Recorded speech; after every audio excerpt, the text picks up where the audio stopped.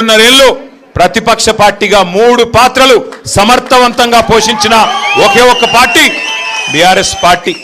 మన నాయకుడు కేసీఆర్ గారిని ఇవాళ 3 ఫీట్లు ఉన్నోడు 4 ఫీట్లు ఉన్నోడు కూడా చాలా మాటలు మాట్లాడుతున్నారు. నోటికి ఎంత వస్తే అంత. ఎందుకంటే వాళ్ళు పాపం ఐడెంటిటీ క్రైసిస్ లో ఉన్నారు. ఎవరైతే ఇవాళ కేసీఆర్ గారిని దూషించి ఏదో 4 మాటలు కేసీఆర్ గారిని పైశాచిక ఆనందం పొందే ముఖ్యమంత్రి ఉన్నాడో పాపం ఆయనకు ఐడెంటిటీ క్రైసిస్ ఉన్నది. ఐడెంటిటీ క్రైసిస్ అంటే ఆంగ్లం ఎక్కువైపోయింది. ఐడెంటిటీ క్రైసిస్ అంటే తెలుగులో చెప్తే ఆయన ఎవడు దేక్తలేడు, ఎవడు గుర్తుపడతలేడు.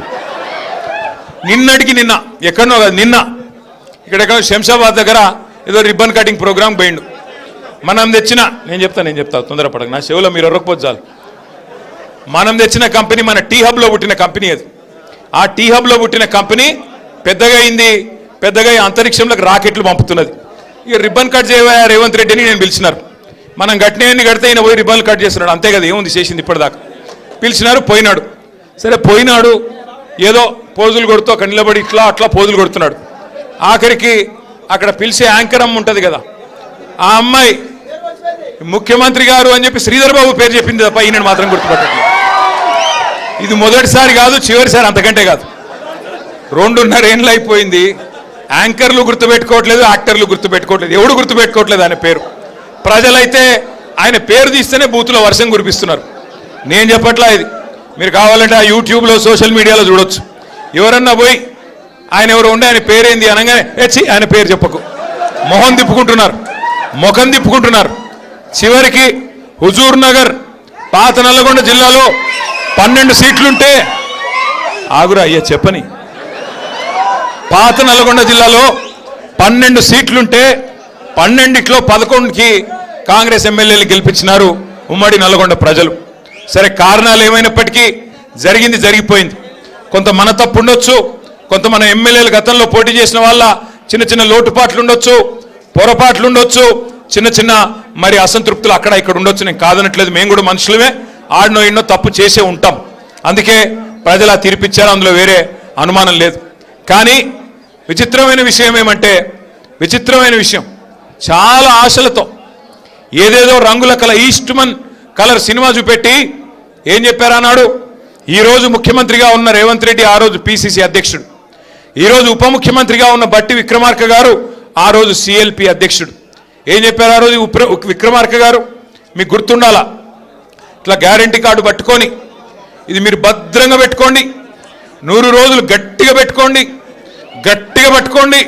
99 రోజులు అయిపోయి 100వ రోజులకు అడుగు పెట్టంగానే మా కాంగ్రెస్ వాళ్ళు వస్తారు, దాన్ని తీసుకొని ఒక్కొక్కరికి మీకు అన్ని బ్రహ్మాండంగా 100 రోజుల లోపలే అన్ని పథకాలు అమలు చేస్తామని చెప్పి ఆయన ఉంటాడు కదా, ప్రముఖ సినిమా యాక్టర్ కమల్ హాసన్ మించిన యాక్టర్లు ఒక్కొక్కడు కాంగ్రెస్లో బ్రహ్మాండమైన యాక్టింగ్ చేసినారు. కార్డులు భద్రంగా పెట్టుకోండి అన్నారు. జేమ్స్ బాండుల మాదిరిగా బాండ్ పేపర్లు రాసిచ్చినారు.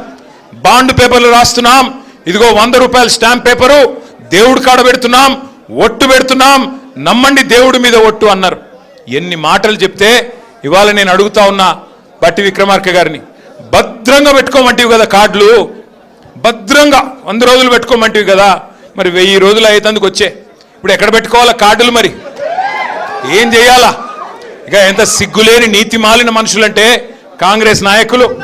ఏమైందయ్యా, 100 రోజులు 6 గ్యారంటీలు అంటారు కదా, 420 హామీలు ఇస్తారు కదా, 13 డిక్లరేషన్లు చెప్తారు కదా, రైతులకు రైతు డిక్లరేషన్, ఎస్సీ ఎస్టీలకు ఎస్సీ ఎస్టీ డిక్లరేషను, బీసీలకు బీసీ డిక్లరేషను, మహిళలకు మహిళా డిక్లరేషను, యువజనులకు యువజన డిక్లరేషను, మైనారిటీలకు మైనారిటీ డిక్లరేషను, ఎంతొస్తే అంత 420 అడ్డమైన హామీలు, అభయహస్తం అనే పుస్తకం మీ మేనిఫెస్టో పెడితిరి కదా, ఏమైంది మరి 100 రోజుల ముచ్చట అని ముఖ్యమంత్రి గారిని అడిగితే ఆయన ఏమంటున్నాడు ఎరికేనా, ఎంత కండలు తిరిగిన వస్తాదైనా 3 నెలల్లో పిల్లలు పుట్టిస్తాడా అని మాట్లాడుతున్నాడు. సరే ముఖ్యమంత్రి గారు నువ్వు చెప్పింది కరెక్టే, 3 నెలల్లో పిల్లలు పుట్టారు, ఓకే, మేము కూడా ఒప్పుకుంటాం, మాకు కూడా తెలుసు, కూర్చున్న వాళ్ళందరికీ తెలుసు, రాష్ట్రంలో అందరికీ తెలుసు. 3 నెలల్లో పిల్లలు పుట్టపోతే పర్వాలేదు, కానీ 30 నెలల్లో పిల్లలు పుట్టపోతే నిన్నేమనాలి, మరి ఏమనాలన్నా నేను అనట్లేదు. 30 నెలలే ఇంకా నువ్వు చెప్పిన ఒక్క హామీ అమలు కాకపాయే, ఏమనాలి మరి నిన్ను? నేను అనలేదా, మళ్ళీ మీరు అనాల. నేనేమంటున్నా అంటే మాటలేమో ఆకాశాన్ని అంటే మాటలు డైలాగులు, సినిమా డైలాగులు చూస్తే మరి కింద పనేమో ఏమీ లేదు, హల్లికి హల్లి సున్నకు సున్నా. ఇక మీ ఉత్తమ్ కుమార్ రెడ్డి గారు ఉన్నారు, 6.5 ఫీట్లో 7 ఫీట్లో ఉన్నాడు. ఏమి లాభం? ఆ కృష్ణా నీళ్లు తాగి బాగానే పెరిగిండు వాటంగా, కానీ ఏమి చేసిందేమి? అప్పట్లో డైలాగ్ కొట్టినాడు ఉత్తమ్ కుమార్ రెడ్డి, మీకు యాదికుండాలా? ఏమన్నాడు? నేను కేసీఆర్ని దించేదాకా గడ్డమే దియ్య అన్నాడు. నేను అప్పుడే చెప్పిన, గడ్డం పెంచుకుంటే సన్నాసులు కలిసిపోతావు, ఏమి కాదు నీతోనని. ఈరోజు ఏదో అబద్ధపు మాటలు చెప్పి ఇష్టం వచ్చినట్టు హామీలు ఇచ్చి అడ్డగోలుగా ప్రజల్ని భ్రమంలో పెట్టి తప్పిదారిన భాగ్యలక్ష్మి బంపడ్రా మాదిరిగా జాక్పాట్ కొట్టారు తప్ప మిమ్మల్ని నమ్మి జనాలు ఎవరు నిజాయితీగా ఓట్లు వేయలేదు, మోసపోయారు. ఇది వాస్తవం, నేను చెప్పట్లా. వాళ్ళ గ్రామాల్లో ఏ రైతునన్నా అడగండి, ఏ రైతు బిడ్డనైనా అడగండి, వాళ్ళే చెప్తున్నారు కాంగ్రెస్కు ఓటేసి తప్పు జరిగింది, తప్పు చేసినాము అని నల్గొండ జిల్లాలోని రైతన్నలు స్వయంగా వాళ్ళ నోటితో వారే చెప్తున్నారు తప్ప ఇది నా మాట కాదు. అట్లాగే ఇంకొక మాట నేను మీకు గుర్తు చేస్తా ఉన్నా. కాంగ్రెస్ పార్టీ నల్గొండ జిల్లాకి, ఉమ్మడి ఆంధ్రప్రదేశ్కి, ఈ దేశానికి దాదాపు 60 ఏళ్ల పాటు నాయకత్వం వహించింది. ఇటు రాష్ట్రంలో అటు కేంద్రంలో కాంగ్రెస్ పార్టీ ఉండే. 55-60 ఏళ్ళు నాయకత్వం వహించిన కాంగ్రెస్ పార్టీ 2014కు పూర్వం ఏం చేసిందయ్యా నల్గొండకి అంటే, ఒకవైపు మూసి నిండా మురికి నింపి ఒకవైపు గబ్బు లేపింది.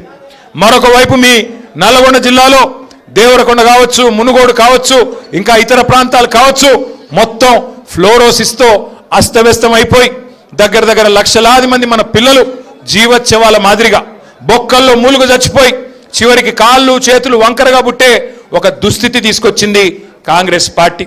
ఎన్నడూ మిర్యాలగూడ కానీ, సాగర్ కానీ, హుజూర్ నగర్ కానీ, కోదాడ కానీ, తుంగతుర్తి కానీ, సూర్యాపేట కానీ టైలెండ్ గ్రామాలకి ఎన్ఎస్పి ఉన్నా ఎన్నడూ టైలెండ్ గ్రామాలకి నీళ్లు కూడా ఇవ్వని పరిస్థితి కాంగ్రెస్ పార్టీది. అట్లాగే కరెంటు కష్టాలు అయితే నేను చెప్పే పని లేదు.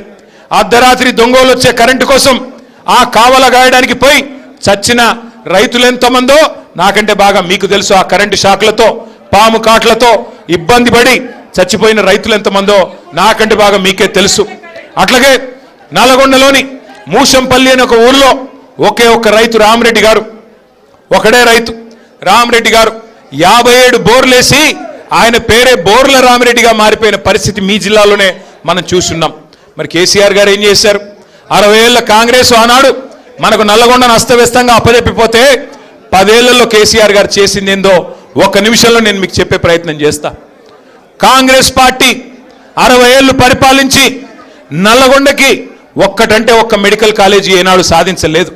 అదే కేసీఆర్ గారు కేవలం 10 ఏళ్లలోనే 1 కాదు 3 మెడికల్ కాలేజీలు మీ జిల్లాలో పెట్టిన ఘనత నల్లగొండలో, సూర్యాపేటలో, భువనగిరిలో మన నాయకుడు కేసీఆర్ గారిది. యాదగిరి లక్ష్మీ నరసింహస్వామి మీ అందరికీ కూడా, అంటే మీ దగ్గర కొద్దిగా జాన్పాడు పోతారు, ఎక్కువ సైదులు అంతే కదా, దర్గాకు పోతారు.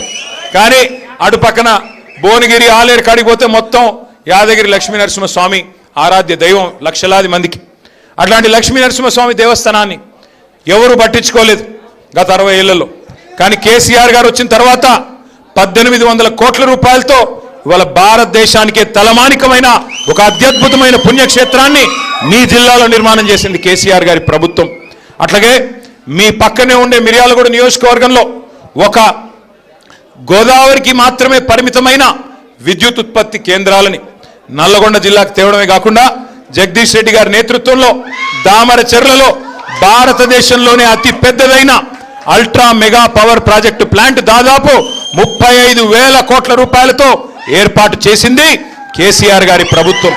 అట్లాగే అన్నింటికి మించి రైతు బంధు లాంటి పథకాలిచ్చి ఫ్లోరోసిస్ ని రూపుమాపే మిషన్ భగీరథ లాంటి కార్యక్రమం చేసి చివరికి మీ టైలెండ్ గ్రామంలోని ప్రతి చివరి మడిదాకా నీళ్ళిచ్చి భారతదేశంలో తెలంగాణ వరిధాన్యం ఉత్పత్తిలో నెంబర్ 1 అయితే పంజాబ్ని, హర్యానాని తలదన్ని మరి ఉమ్మడి తెలంగాణలోని ఉమ్మడి జిల్లాల్లో నెంబర్ 1 జిల్లా ఎక్కడ ఉంది వరిధాన్యం ఉత్పత్తిలో అంటే మీ నల్గొండ జిల్లాగా నిలబెట్టింది